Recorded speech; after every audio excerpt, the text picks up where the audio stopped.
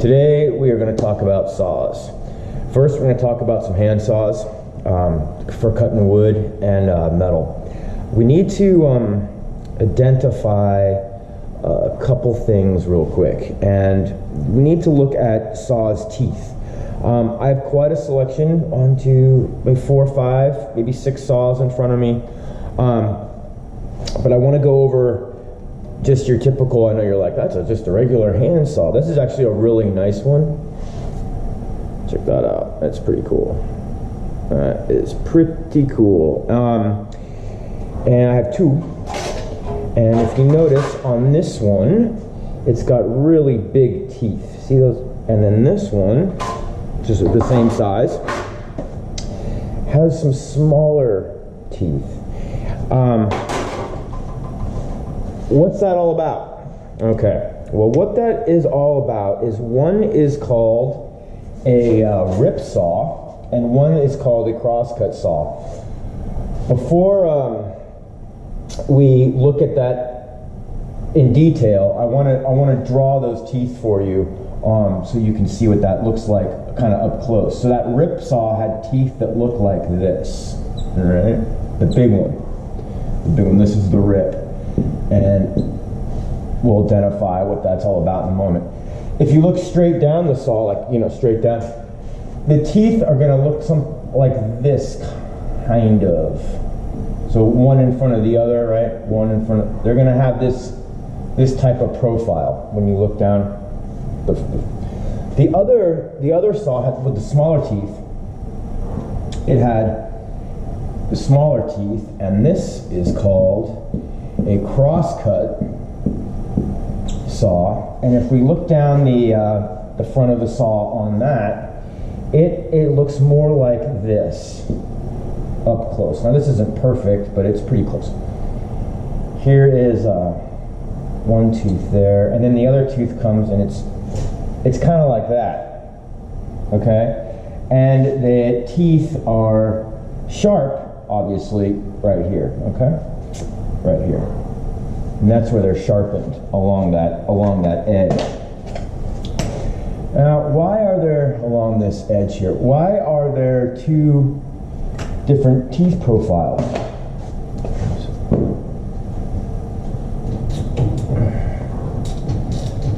The reason is we're going to draw a piece of wood here. Piece of wood.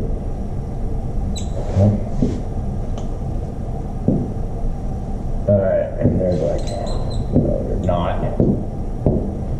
And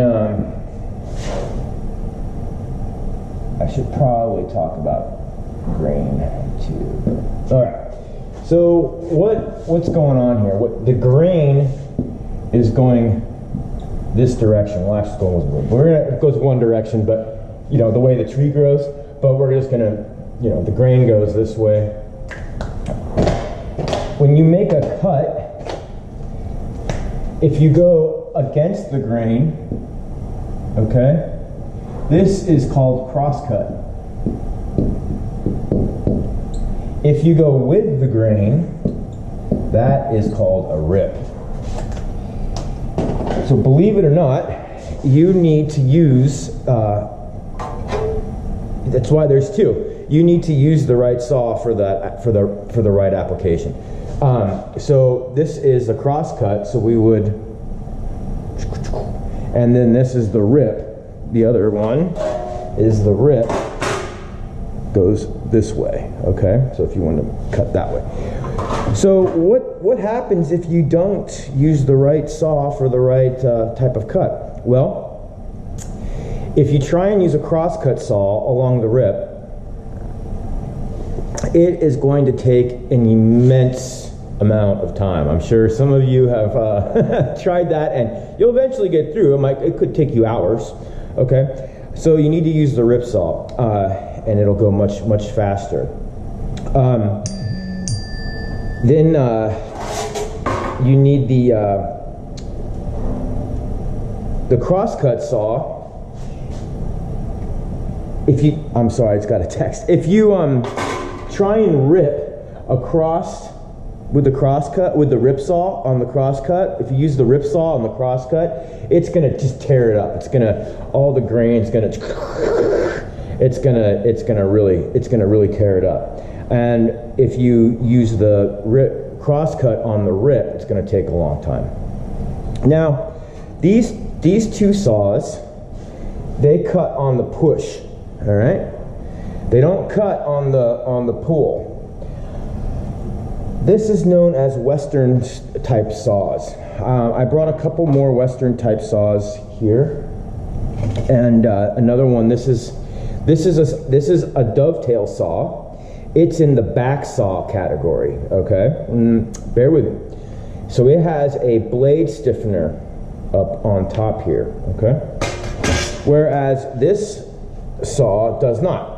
Okay, so when you're pushing on the cut, right, it has a tendency to want to do that on you. So here's a big back saw that I brought out. This back saw goes into a miter box.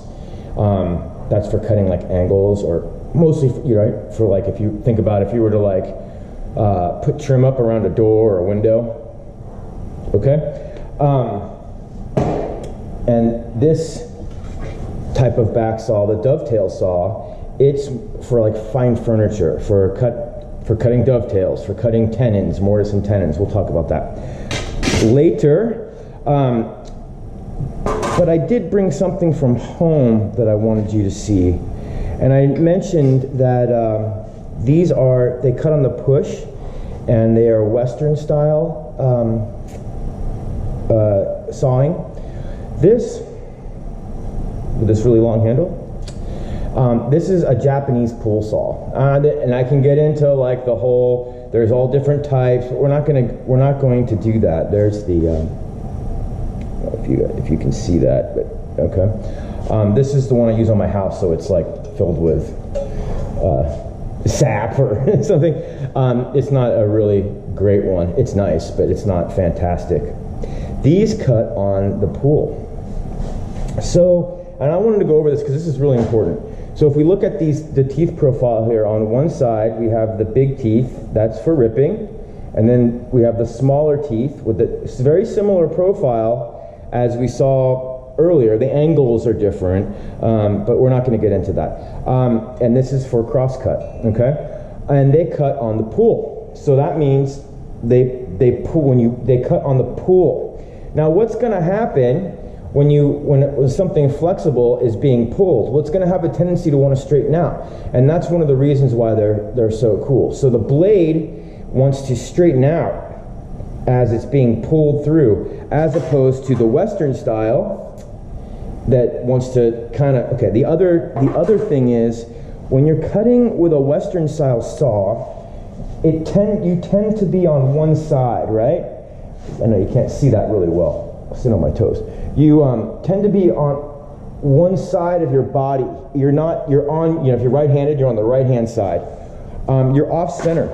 Well, with the pull saw, the Eastern style saw, you're centered. So two hands, okay? They don't all have two hands, but now it's centered with your body, okay? It's much more efficient.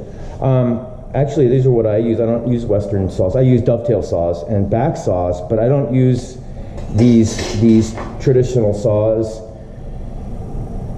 at all anymore, I don't think. Okay? So that's a little bit about saws with wood. And now we need to talk about saws for metal. And we're going to start with a handsaw for metal, and it is known as a hacksaw.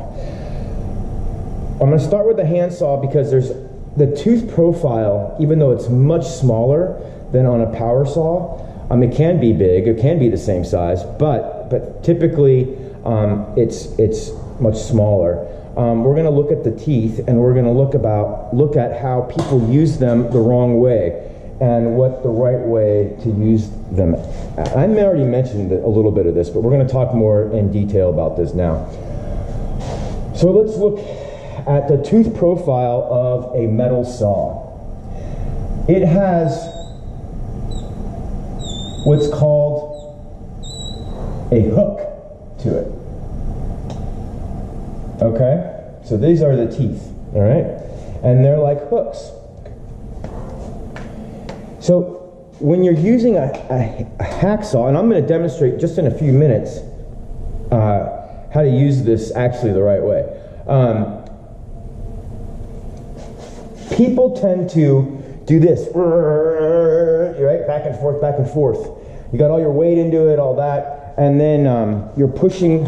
It cuts on the push, by the way. So when you're pulling back, I've heard it be called the cleaning stroke as well. That's false. What happens to dull a hacksaw instantly, pretty much in like 3 or 4 strokes, is to be pushing down when you're pulling back, because what happens is you bend the hook up.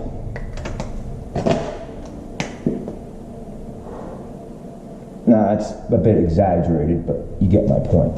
Okay, so if you bend that hook up, because on the pull, right, when you pulled through it, you bent that hook up. When you go to push, there's no teeth there anymore.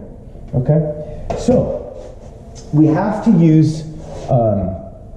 I'll show you the technique in just a moment. You have to lighten up. So when you pull back, you have to lighten up, and if you could even kind of take it out of the slot, all right, a little bit, and I'll show you that. And believe it or not, just like using a hammer, it takes practice too.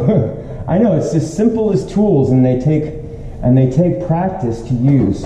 All right, so but let's now look at a metal blade, and I'm gonna draw that again, and let's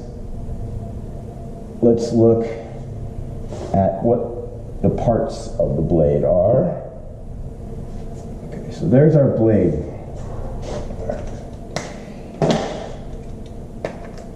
How many teeth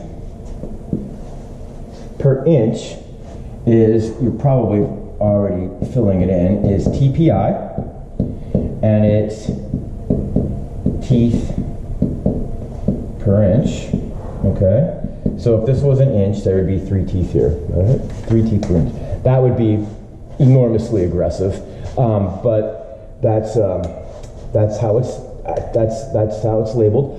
The width, which this is the width. This is the width, okay? The thickness is the thickness. So if this was 1 inch, and this was 1 inch, okay, the blade would be, the width of the blade would be a 1 inch thick blade, 3 teeth per inch, and the thickness, I'm just going to make this up, bit by a mosquito. The thickness, I'm going to make this up, all right? Maybe it's 25 thousandths. All right? I literally made that up. All right. So that is how to specify a metal blade. Okay. Same with wood. It's the same like for a wood bandsaw, which you're going to see in a few minutes too. But this is how to. And there's hundreds of different style of blades. There's blades, what they call skip tooth, and that's exactly what it is. They're manufactured, and it looks like, and we're going to see that momentarily, it looks like a blade that's missing a tooth every it's called a skip tooth, and that's for really cutting material fast. The chip, by the way, the chip of a blade it curls at the chip of a blade. The chip of what you're cutting, goes in there like, looks like that. All right, that's what it looks like. So first thing we're going to do is we're going to go, I'm going to show you how to use the hacksaw, and then we're going to go to the vertical bandsaw, the horizontal bandsaw, and then a wood vertical bandsaw. All right, and oh, the rules. Oh, I almost forgot. Let me erase this. Okay, the rules.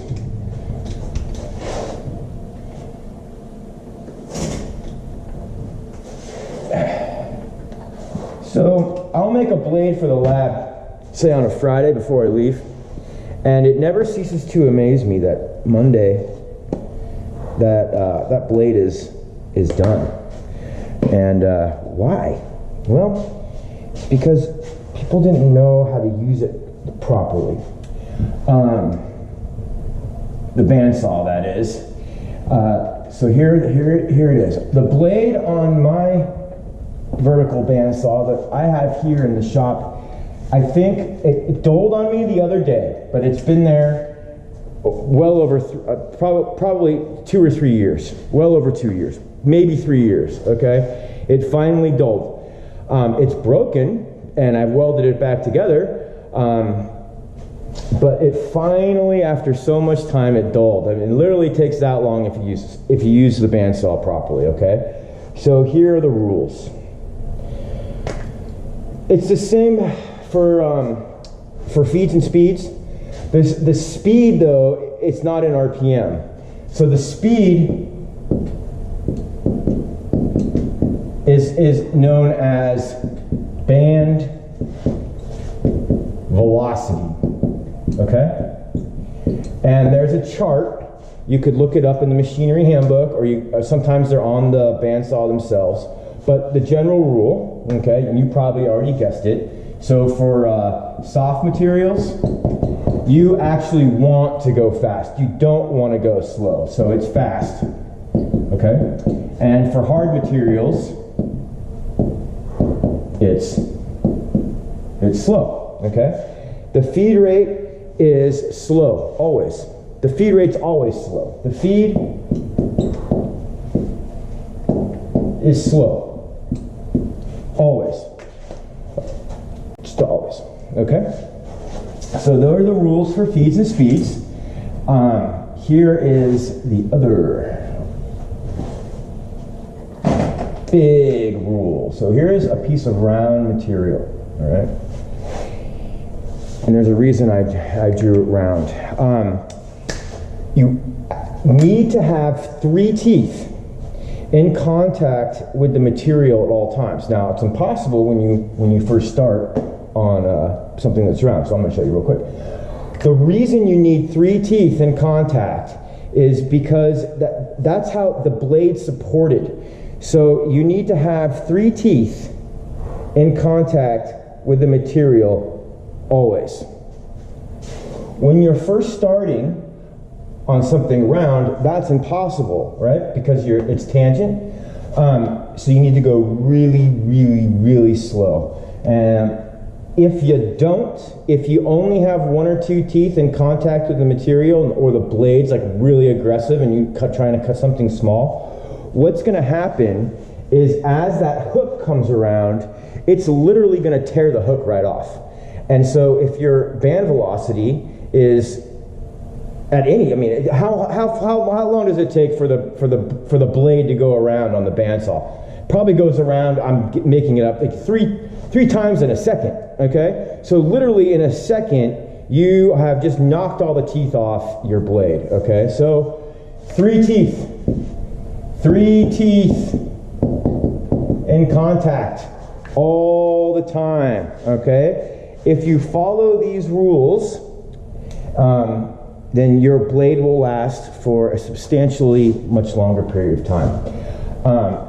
Of course, I don't need to say safety glasses, right? But now I'm going to show you how to use the machines and use them safely, okay? So let's go do that. The first thing I'm going to do is demonstrate how to use a hacksaw. So let's go over to the bench and I'll show you how to do that. All right.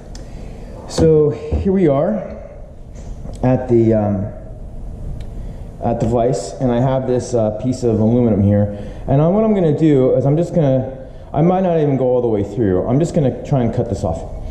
And even though I'm doing this on camera, so I'm using the other side of the vise, I'd want to be over here. Actually, it's a lot, I wouldn't say safer, but it's not about it being not safe, but over here the vise could be in my way. But I'm going to do it on this side so you can see better, okay? If you were left-handed, you would do it on this side. Let's see, tighten this up here. Glasses, just clean those real quick. All right, so here's the hacksaw. I think you can see this. My arm, I know, my arm, and I will make it so you can see, okay? So what I'm gonna do is very, very lightly, I'm just gonna pull this. I know, I told you not. And what that's gonna do is score the, a little, it's going to give me a good spot to start, okay? And now I'll demonstrate how to do this. And it's a little awkward for me because I want you to be able to see. But so remember, we're going to cut on the push, okay? And I'm going to try and use the entire, as much as I can, the entire length of the blade. I'm not going to do this, okay? No, and I'm not going to do this, and I'll just do it for a second. I'm not going to do this, all right? What I'm going to do is you're going to actually see my hands and my arms flex and tighten when I'm pushing. So you're going to see my right, and then you're going to see me kind of loosen up quite a bit, and you're not going to, right, as I pull through. That's the motion.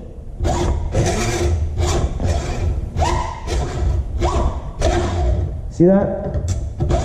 So I'm pushing, and then I'm not exerting any pressure on the pull, okay? I'm only exerting pressure on the push. Here we go. And now I'm just gonna do it without looking at the camera or anything. See that?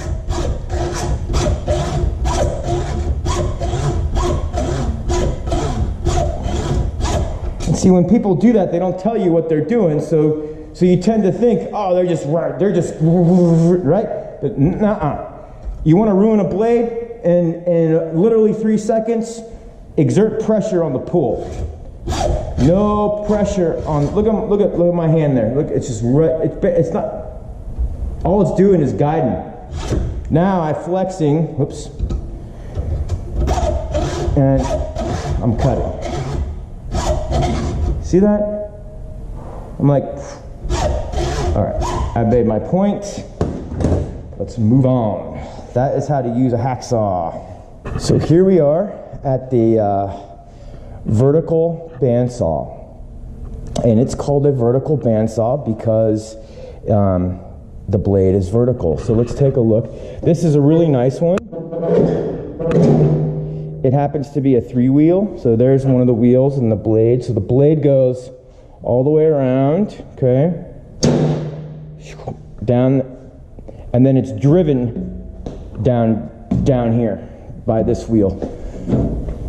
That's the drive wheel, okay? That's the bottom wheel. It's the one attached to the motor. All right. Now,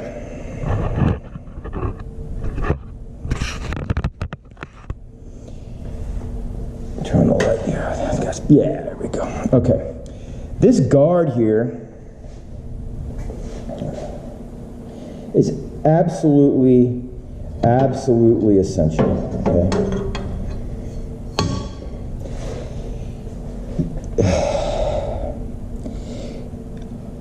I don't see it much at school, but I definitely see it in people's home shops. They take this guard off. Listen, you really need to have that there. Things happen where your hand might slip or something like, God, I don't even want to bring it up, but like if you were really looking, right, and your head gets, right, oh gosh, could you imagine? Okay, so this guard here is super, super important. Put this back. All right, you need to have that guard in, okay? I wouldn't even use the saw if it wasn't there. Okay, so there's two sets of guides on the bandsaw. They're right here. They're also, actually, guide is fine. That guide is a correct term, but they're actually called cool blocks. And not only do they guide the blade and make it from skewing at an angle, but they help transfer heat into the block, and that's why they're called cool blocks. These, there's some on the bottom as well. So underneath the table, underneath there's another set. Those ones are stationary.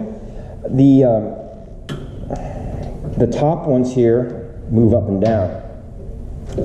This is a little air blower. Doesn't really work that well, but it's still there to blow the chips away from when it's being cut. Now, what we're going to do is I'm going to cut this piece of metal. Actually, I'm going to cut. Yeah, I'm just going to. I'm going to cut this. All right, so I'm going to cut this piece of metal, and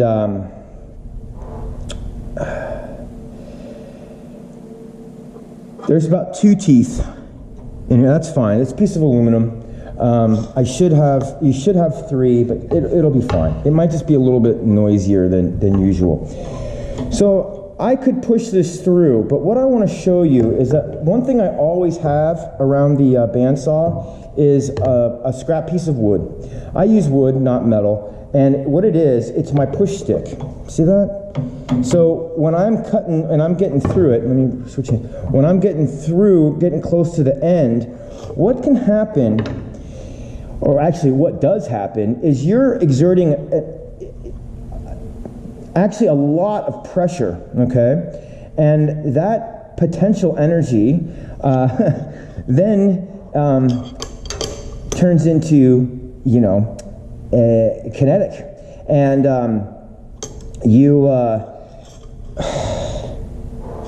as you get through, you're pushing, and then it gets through, and you, right?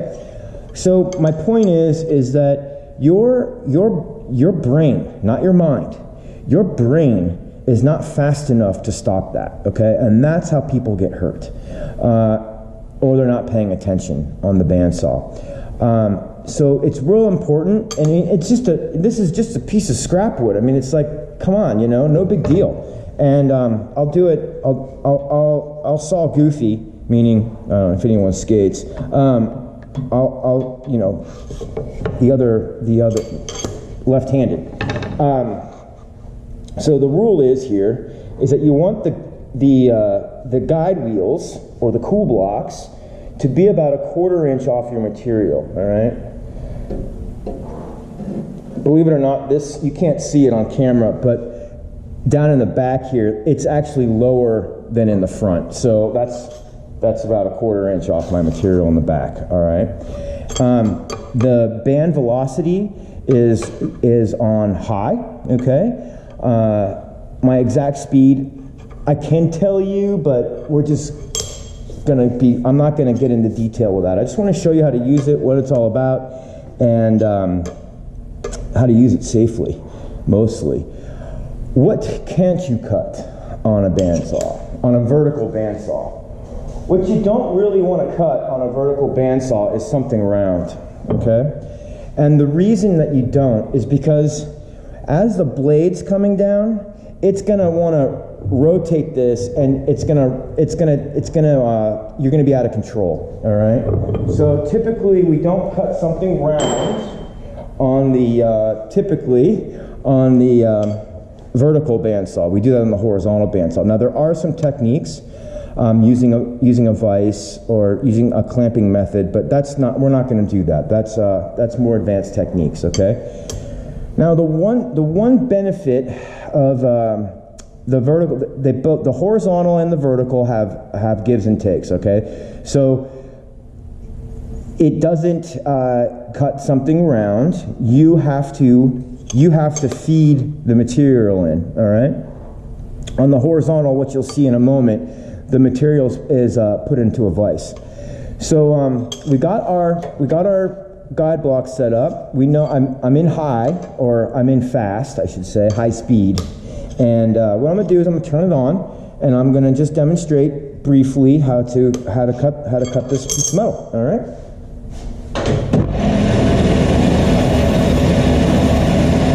So I got my push stick, right, and I'm gonna do this goofy.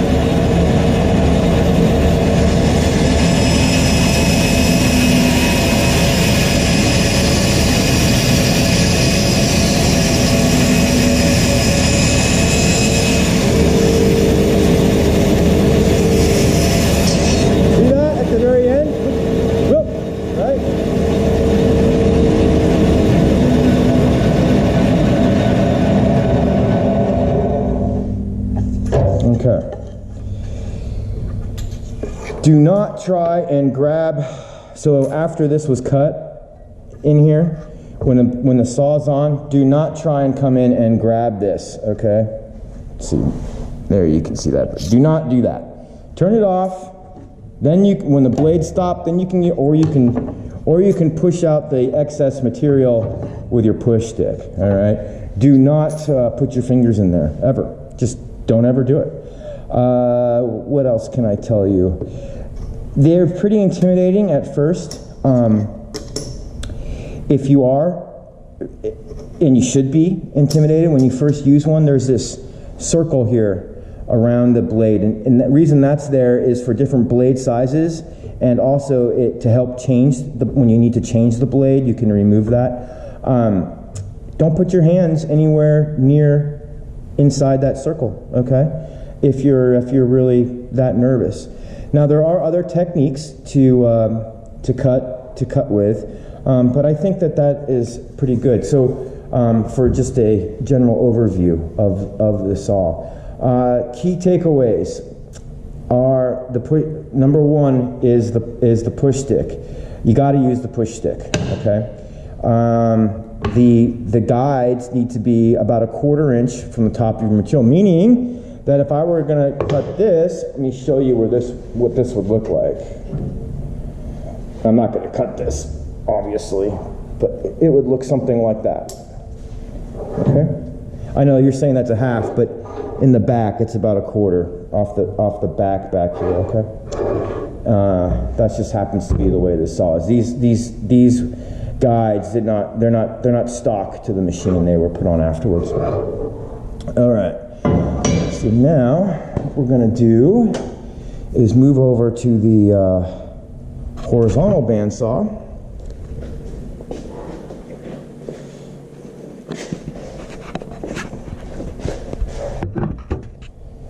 All right. So it's pretty good. So this is the horizontal bandsaw. I've showed you this already. I'm going to lift this up. Okay, and its feed rate on this particular saw, you know, the blade comes down, okay, like this. Its feed rate is controlled by this knob, which is opening and closing a orifice to a hydraulic cylinder. Okay, so as I open that orifice, it allows fluid to travel, and the more I open it, the faster the feed rate is. I can actually totally turn it off, right? So that now that orifice is closed, and it won't even go down. Let me lift up the blade so we can take a look at what else is going on here. Okay. So, a horizontal bandsaw, unlike I'll show you what all that's all about momentarily. Unlike the vertical bandsaw has a vise, okay? And so, what we want to do is we want to hold our material. Now, here's something round in the vise, okay? So And these guides here, lower that just a little. Okay. These guides, it's not a 1/4 inch, but it's the same principle as the vertical bandsaw. You want them to be as close as you can to the material, okay? If they're not, the blade will skew on you, and in the worst situation, the blade will actually, because it's over a long distance, the blade will actually get twisted and caught, and then would snap, would break during the cut, okay? So we're just going to, I don't want to cut a lot off, I'm just going to slice a little bit off here. Put that, there, we tighten up the vise, okay? And now my material isn't going anywhere, okay? All horizontal bandsaws, it's like the lathe. They all kind of do the same thing, but each one operates differently. So the on and off button is actually right here on this particular saw, and this not only turns it on, but it also is the auto shut-off feature as well. So as this comes down, there's a little post, you can't see it, but it hits that and turns it off when the cut's finished, okay? That happens to be how you turn it on and off. Right? So what I'm going to do is I'm going to very slowly open up the valve and let's see. See me do it, so you can see me do it. I'm going to open up the valve very slowly. So as I'm going to watch this come in contact, this blade happens to be a skip tooth. Okay, you can see it's like missing a tooth. This is a very aggressive blade. Here at the school, I would say 75% of material that I cut on the bandsaw is aluminum. So I have a pretty aggressive blade on here, and it's for just, chopping off sections of material. And that's why that blade's there. So it looks to me like this is a 3/4, 4 TPI, but a skip tooth. So if it wasn't a skip tooth, it would be 8. All right. Okay. Here we go. We got to do this very slowly.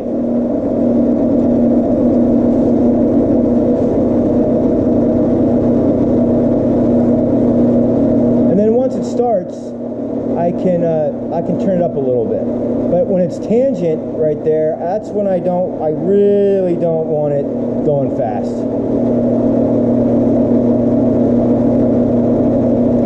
There we go. Okay, now I got a nice flat spot. I can make it go a little bit faster. And there we go. Okay. And what you definitely don't want to do is try and catch this as it's being cut. Don't do that. Just wait for it to finish.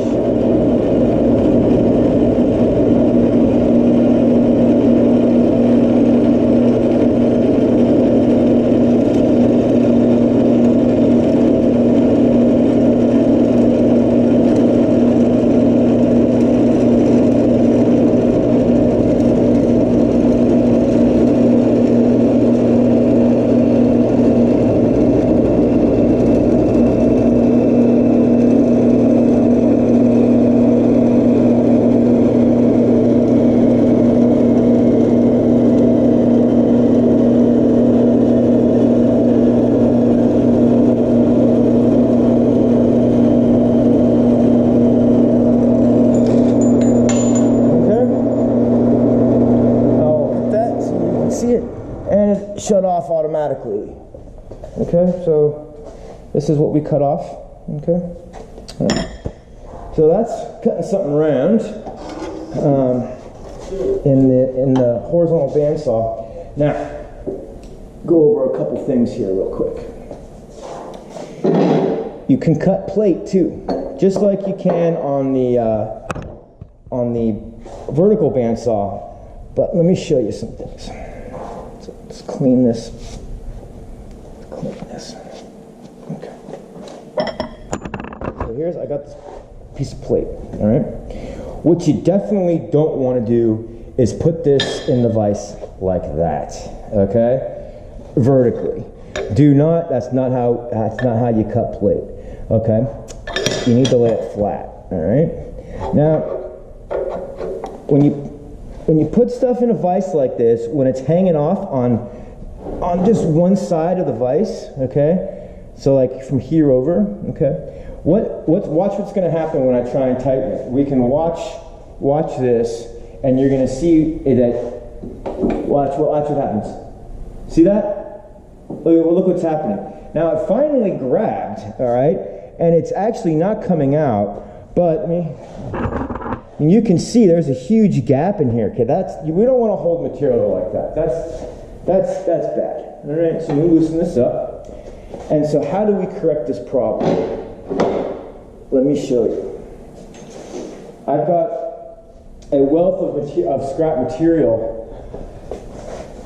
over here on the bench, and let me just get this all out of the way right now, because we're going to see scrap material laying around the shop near all the machines, okay? And there are some individuals who come in and say, oh gosh, what a mess. You know, what do you have all this? That's not a mess. You guys, those are like tools, okay? So what I'm going to do with some scrap material here that I have laying around is I'm going to make, with spacers, roughly the same, very close to the same size plate that I have, only with spacers, and I'm going to fill that space in the other side of the vise with, right? Now look, right? Now I've got full contact here on this edge, okay? And so that's the right way to hold material in the, hold something that's on this side of halfway across the vise in the vise, okay? That's the right, you got to do that. Don't try and just get it to wedge in there. That doesn't work. Plus, what's going to happen when it is wedged in there, halfway through the cut, the part's going to go punk and like tink and lift up on you or something like that. All right. So we don't want to do that. That's about it, I think. You need to adjust the speed. This particular bandsaw doesn't have a variable speed. It's got a, let me lower this.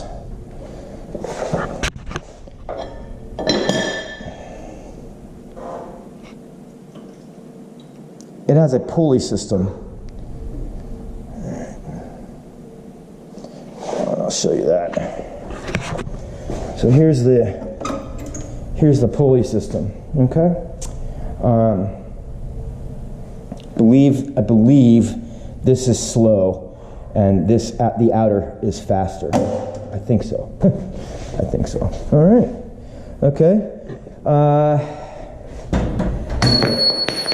I think it's pretty obvious. You don't want to be anywhere near the blade when it's on. Okay. I also see multiple people try and operate the horizontal bandsaw like as a team. It's great you guys want to work in teams, but no, okay? One operator at a time. That's actually really important because you know you're trying to put something in, the other person moves the lever and the thing comes crashing down on you. I mean, just one person at a time. And if you've never used either the vertical or the horizontal bandsaw, you need to get help the first time. Please ask. Okay. I want to run over here. Here's another vertical bandsaw here that I have set up, and on this one I just want to show you. I'm not going to use it. We're going to use another one real quick. But I've got another aggressive blade. And why is that there? Okay. So let's say I wanted to, I had to machine some sort of bracket, and what I wanted to do is I needed to machine out this, okay? I can't see that. you get the idea. I want to machine out a rectangle out of here. Instead of using a cutter and just cutting it away, what I'm going to do is I'm going to use the bandsaw, and I'm going to knock that out first. It's much more efficient, okay? And not only for the cutter, but time-wise too. Here are some actual stock cool blocks, okay, as opposed to the other types of guides. It has a guide in the back, and these are cool blocks, and it's the same arrangement underneath the table as well. All right, so let's move on over to the wood bandsaw.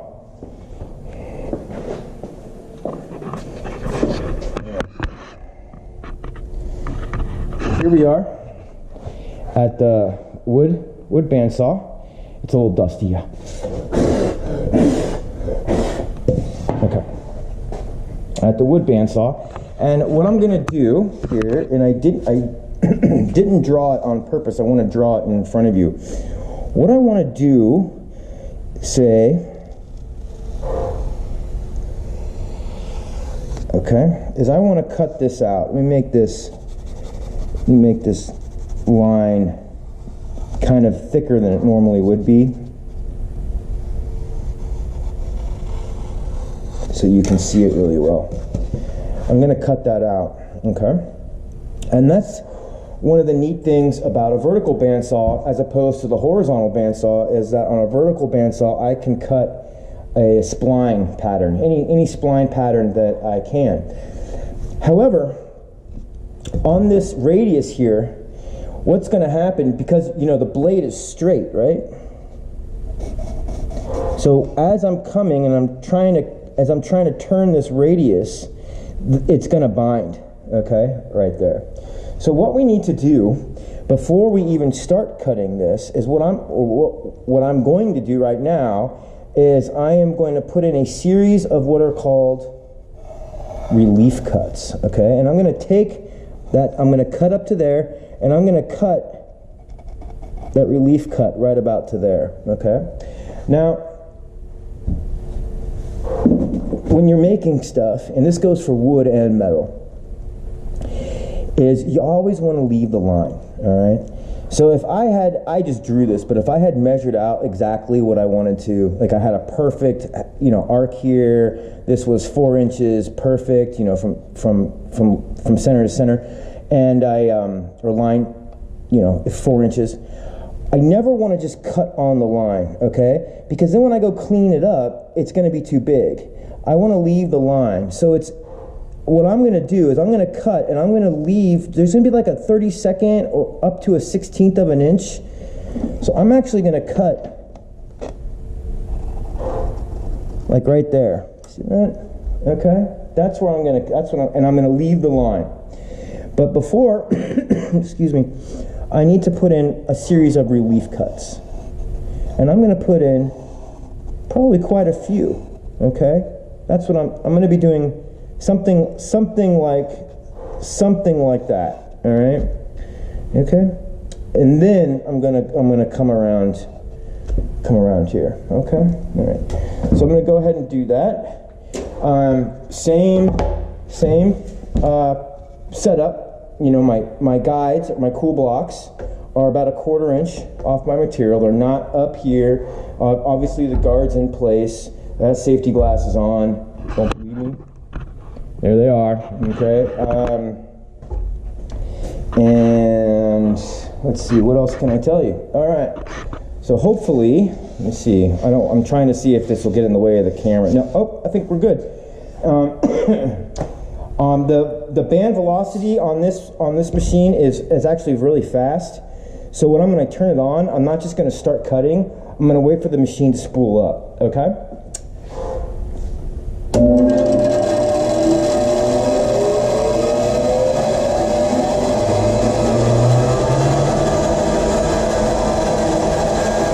Alright, there we go. So here we go. I'm going to put in some relief cuts. Okay.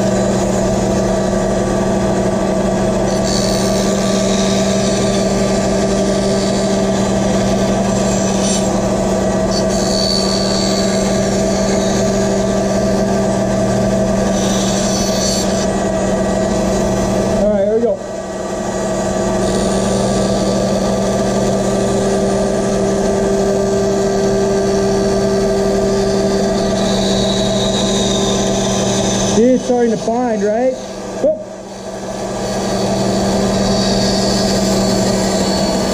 Hear it binding? Up.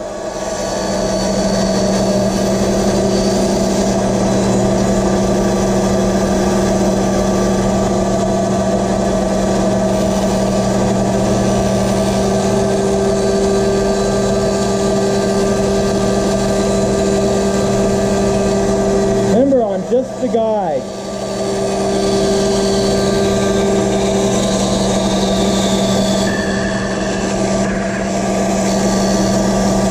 I'm gonna hit the camera, so.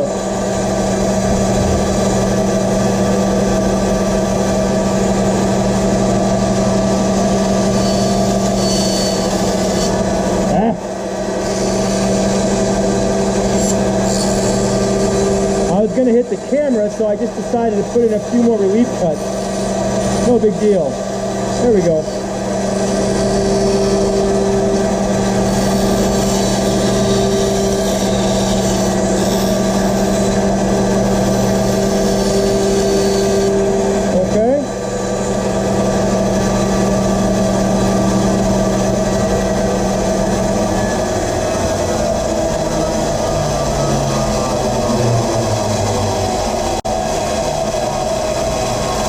Wait for the machine to stop.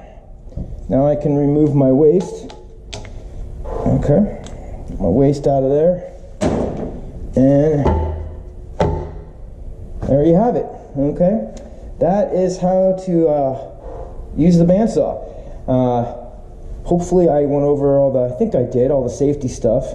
Relief cuts, they're a big deal. Just paying attention to what you're doing. There's no reason for my hands to even be even close to this. There was never a reason. And if it was a small piece, I probably wouldn't even done that on camera because it's too distracting. Okay. Awesome. All right.